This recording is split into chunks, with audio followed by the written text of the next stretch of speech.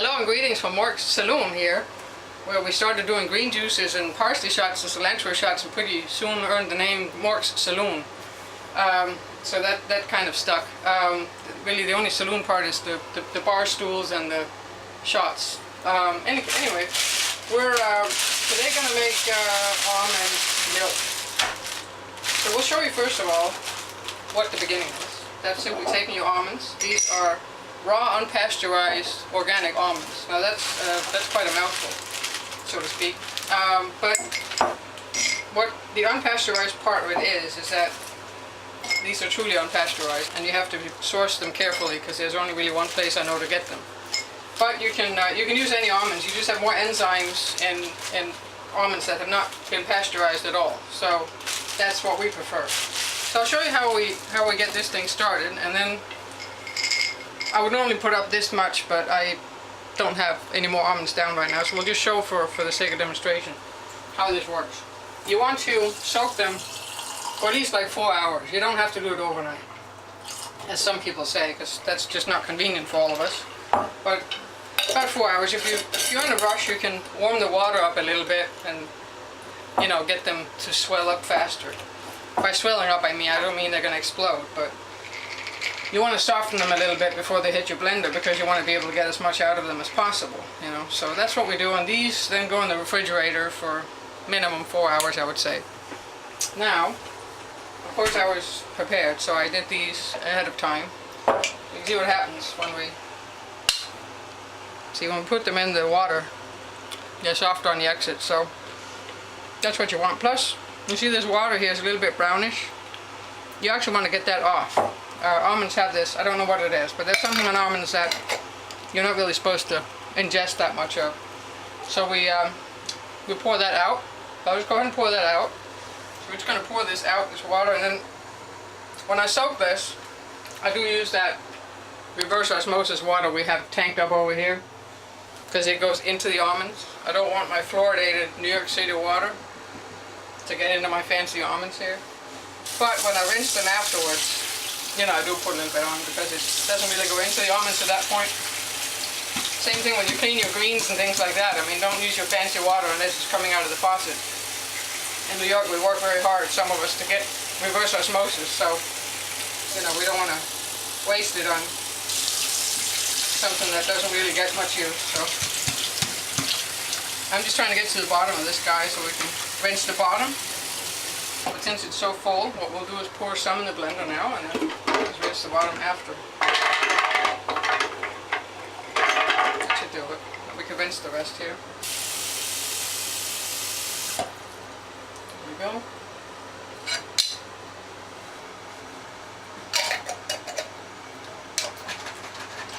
Let's give them a good rinse.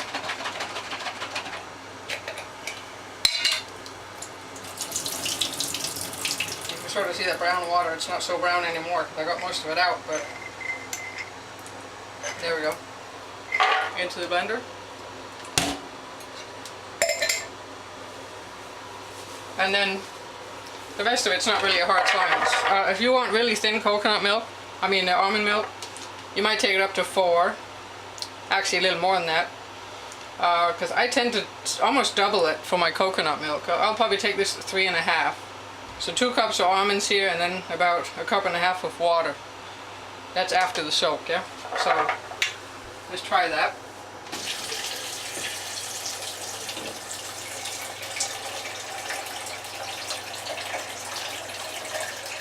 Right there. I like my almond milk a little thick because I use it to put maybe in coffee. Also use it for shakes, but if you're going to make a shake, you can always take a thicker almond milk and then put a little more water into it, or ice, and that way you thin it up. But you can never make it thicker once you have it thin, so, you know, keep that in mind. And then we have this fancy Blendtec blender here, which I'm only showing you because it really does like rock. It's one of the only things I've ever bought and seen on TV, but, you know, sometimes you luck out. What convinced me was when the guy actually blended an iPhone in the blender, and it basically within seconds pulverized into dust and a few like springs and little screws and things. That's all that was left. So this blender really has the potential for major kitchen utility, and also it can also probably damage your eardrums pretty well. So I've taken to the earplugs when I use it, just in case, because I'd rather not be healthy and deaf when I get old. So we'll just grace ourselves with earplugs, which are green. They match the shirt here from Hana, Hawaii. So there we go. Wash my hands. So let's see what our blend tech here can do for us. I usually, if you have a blend tech, that's great. If not, observe what happens, and then you'll pick on your blender the proper setting. You basically want something with a pretty good RPM to get this job done, because you want to get this pulverized pretty well. I hit whole juice, and that seems to work well, and that doesn't involve too much thinking. But this has a speed up, speed down feature as well, which if you don't have a whole juice that works, then you might use a speed up, speed down, and kind of speed up basically to get it done.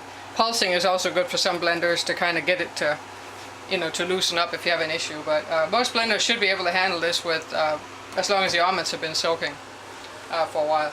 So let's see.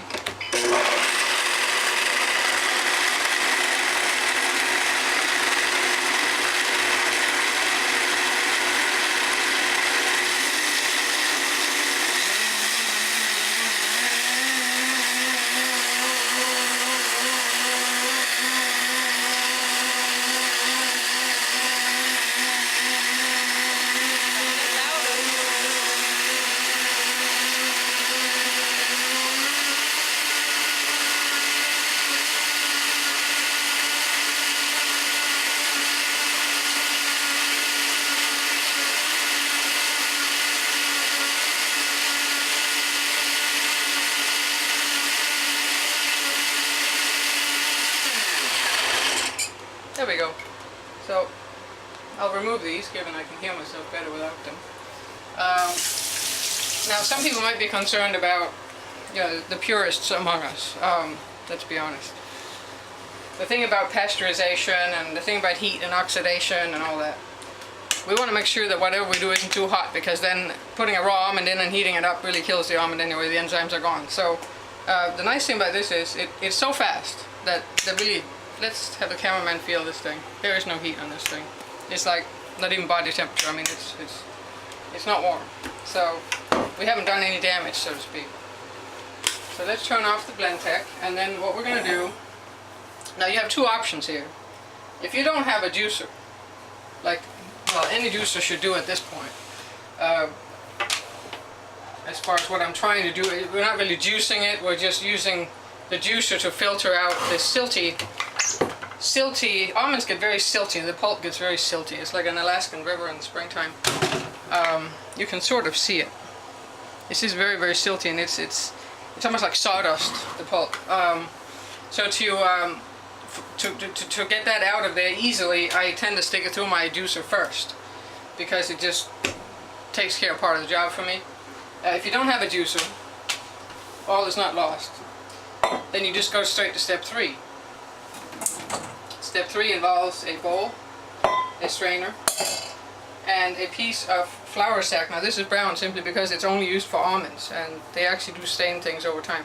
This is not cheesecloth, and don't use cheesecloth for this, because the holes are too large, and it's a mess.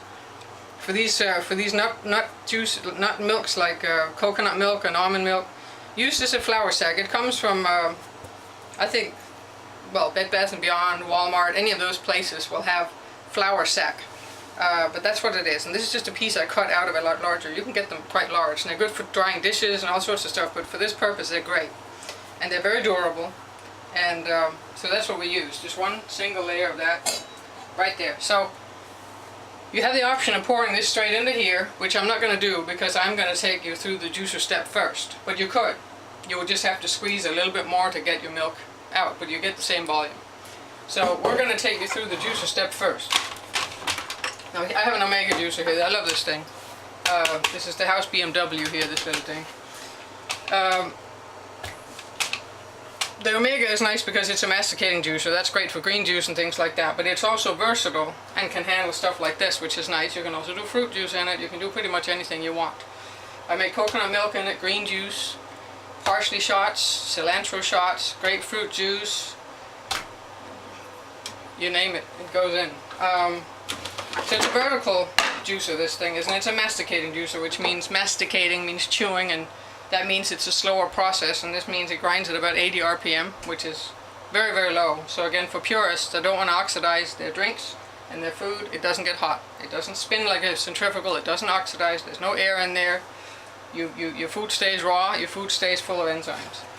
Just to take it apart to show what goes on in here is, we have a little thing like this. A little guy like this goes in the hole there. I think this was a production afterthought, but we can live with it. Then we have these devices here. Just a little container holder here. This is a filter, it's a fine filter, and it has a little calcium stuff. I need to use a vinegar bath on it, but goes in here, match up the hole in here with a hole here, boom, easy. The outer goes in here, boom, easy. And then the top goes on, and as you can see, you will never be able to masticate your fingers here because they'll never get to the bottom. So that's also a good feature. So we will use this little guy to take care of our almond milk.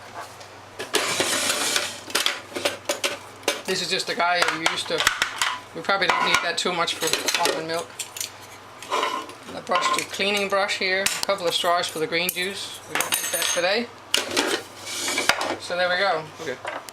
And this one comes with a nice set of measurements on it. This one does not. I think probably the newer model would be smart enough to have that on there.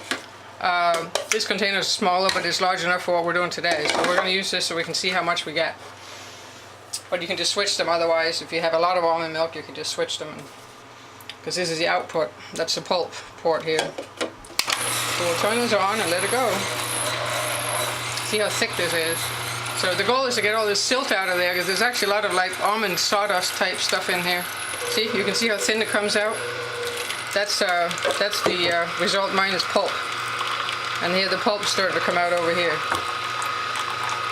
So it's quite amazing. Basically, with the juicer, you basically save yourself a step because you don't have to sit and squeeze all the pulp. Part of the pulp you can get rid of through the juicer, and then when it gets into this one, step 3 in my case, then you just have less squeezing to do. But it really isn't it's not a big deal. If you don't have a juicer, you can easily do this. You just may have to take a couple of batches, you know. And you can see how that filter in there just squeezes the almond milk through the thing, so the agar's going around in there and just pressing everything against those holes. And forcing the pulp out one side and the juice out the other side, so it's an excellent system. And again, there's just no heat generated. This is very low-key stuff. So, but you would never want to put the almonds into this juicer without blending them first. Now that's when you start to push your juicer a little too hard. It could probably handle it, but it might just not live as long. And when you can blend it, there's just no reason to do it the other way. I think you actually get more out of it by blending first, because it just gets everything mixed up real good. So now we're up to close to a can. See, well, actually 12 is usually a can, so we're actually beyond a can at this point.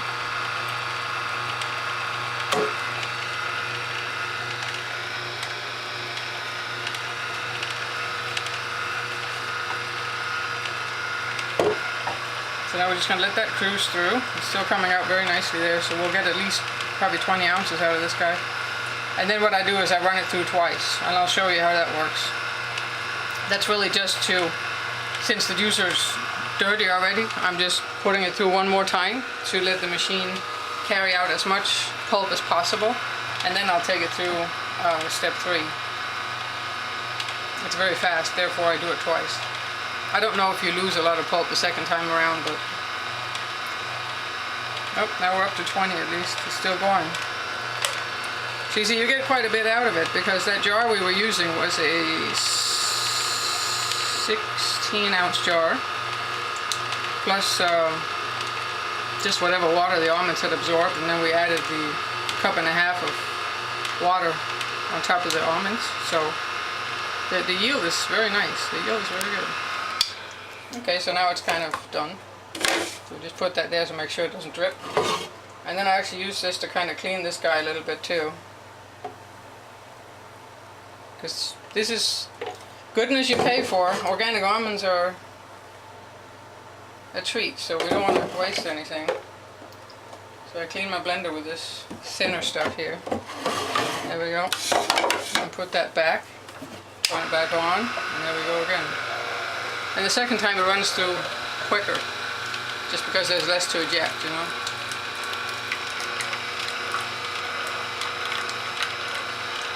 But you can see that the pulp ejection is still going, so I'm figuring there is some benefit to doing it twice. But if in a hurry, no worry.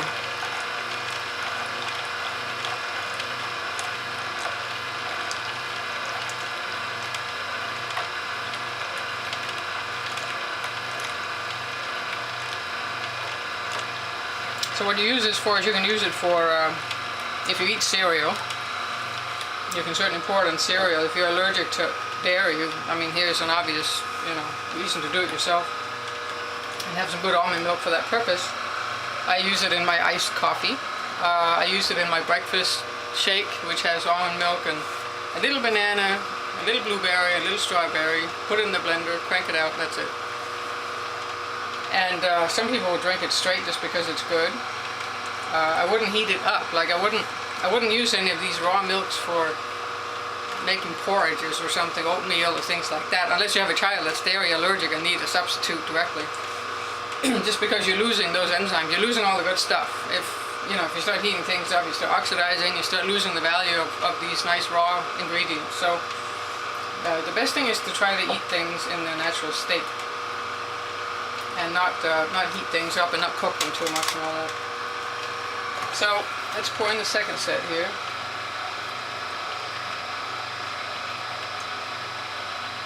There we go. Put these in here. And there's a little stuff that gets stuck up here sometimes. I want to get everything out, so clean the palette here. There we go. Alright. So now we're just waiting for this to come through, and then we'll go ahead and do the final squeeze.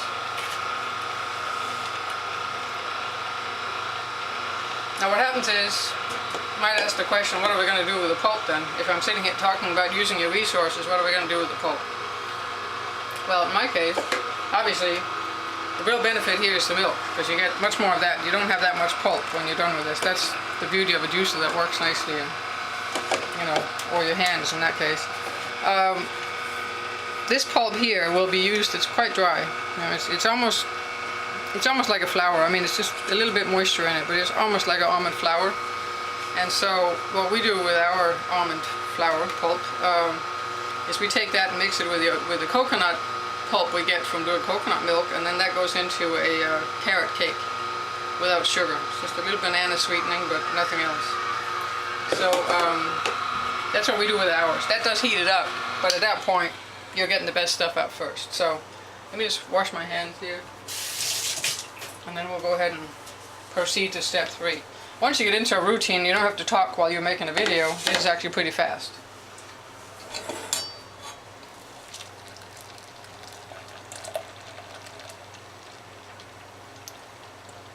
Just take it up to the rim and then give it a chance to go through. It's pretty fast. But if you have more pulp, like if you don't get this pulp out to a juicer, you obviously have to get it through here. So if you're not using a juicer to depulp it somewhat, then it probably will take a little longer to go through the strainer. What you can do then is you can use a bigger strainer with a bigger surface, and that way you would be able to get it through probably a little faster. And almond milk should be stored in the refrigerator.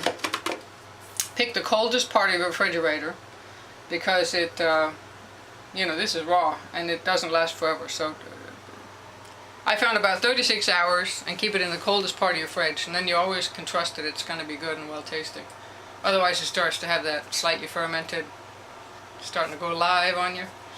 So it's just sad to get up and think you're going to have that in your coffee and find you're not. So 36 hours. So now if you have some that you're not going to be able to use, that's in the fridge, Just pour it in a Ziploc bag and pop it in the freezer.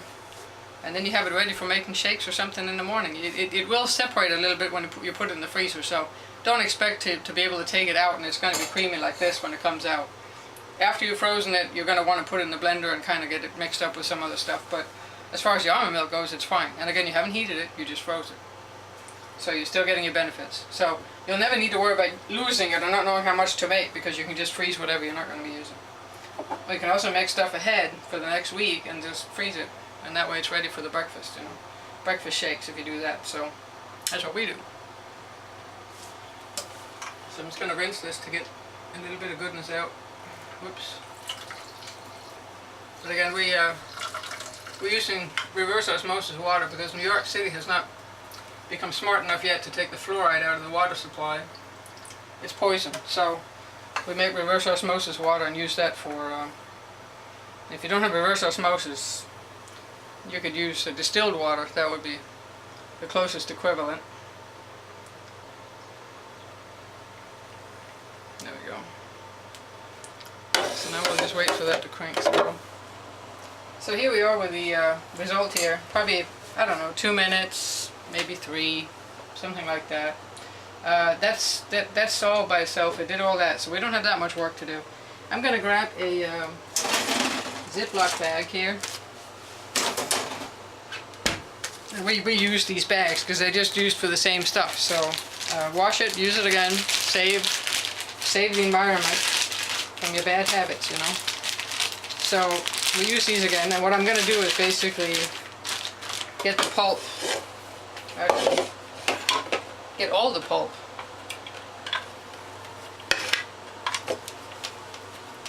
There we go.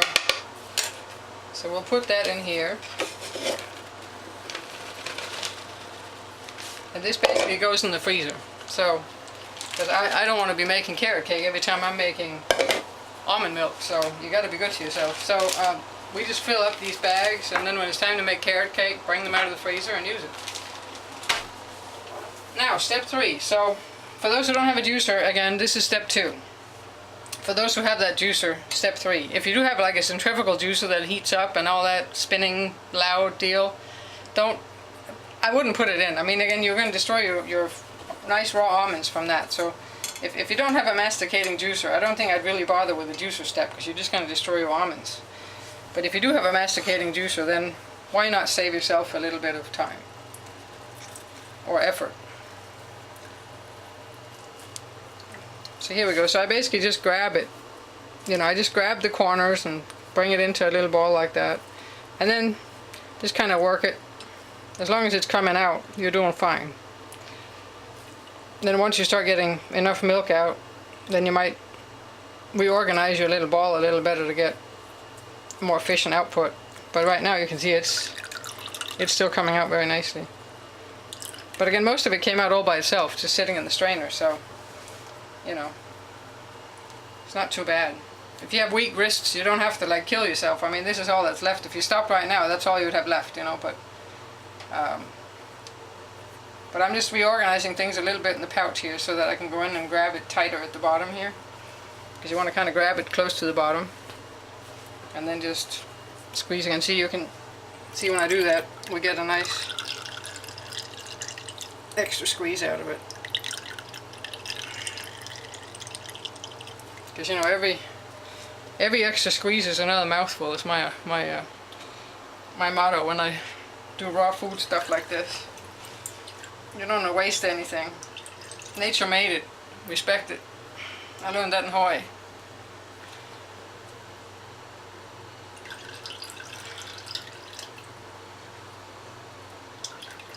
There we go. So you can see you're actually starting to have pulp hanging off the bottom, so you know you've done the right thing. So we set this aside for a little bit.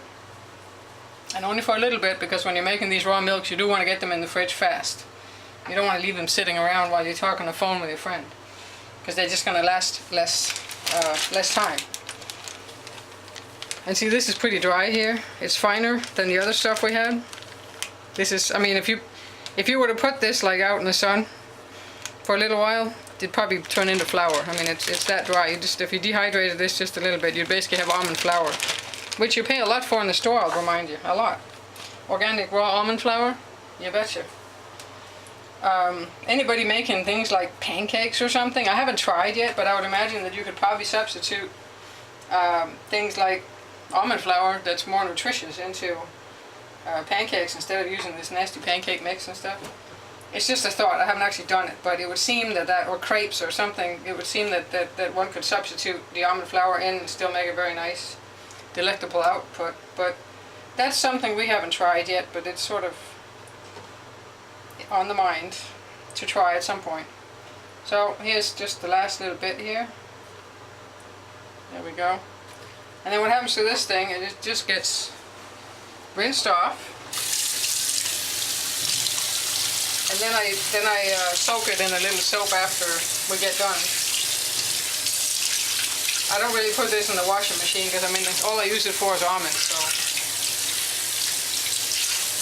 just hand wash it, hang it back up again and use it again. No waste, no waste, no waste.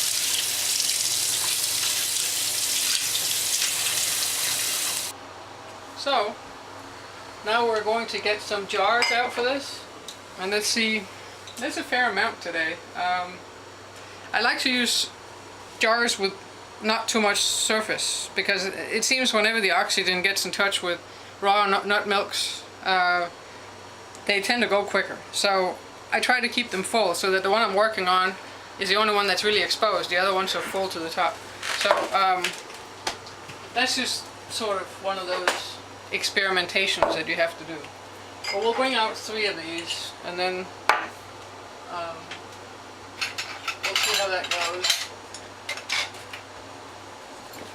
And these are just, you know, free jars that come with food in them, and when you're done, I actually pick my food for the jar quality now, because usually you'll have a few choices of what to buy, like kimchi or something, and you buy the jar that's gonna, you know, be better for you in the future. That way, why not? So here we go. We'll take the strainer out. So let's, if you have a steady hand, you can do this without pouring it into something else. Otherwise, you might want to treat this precious liquid gold by putting it into something that's easier to pour out of. But I think I have a pretty decent system down, so not too much waste.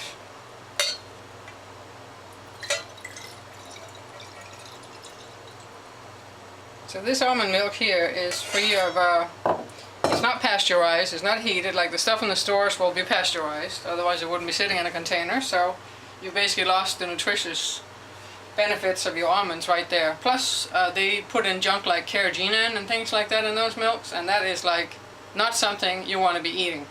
Carrageenan is not, they're not done with the studies, but they're not looking very good. So, and there's other junk in there as well, so making your own is really not that big a deal, and that way you know what you're eating. So we're gonna take a little espresso cup here and have a little treat. Just fill everything up and put it in the fridge right away. And again, I emphasize put it in the coldest part of the fridge because you want to cool it down pretty quickly, and the warmer part of the fridge just takes half an hour, where the coldest part is right away. So, cheers, guys. The beauty of almond milk is it's not nutty. It has a great mouthfeel. It tastes the mouthfeel is just like milk, or like milk with a little half and half, and it's a very light almond flavor. It's not overwhelming. Coconut milk has, to me, fewer uses as far as that goes because it is quite coconutty. But almond milk is very neutral. Feed the cameraman a little also.